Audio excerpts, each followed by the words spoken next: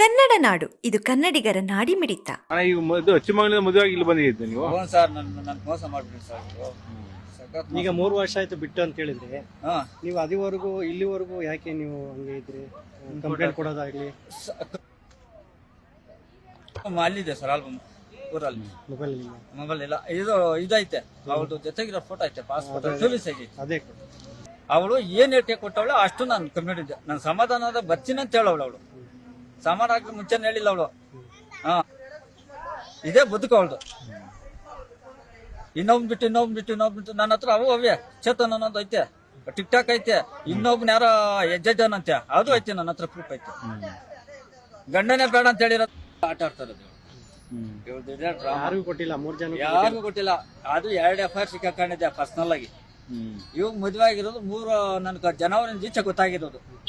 ಇವತ್ತು ಸರತ್ತದೆ, ನಾಳೆ ಸರತ್ತದೆ ಅಂತ.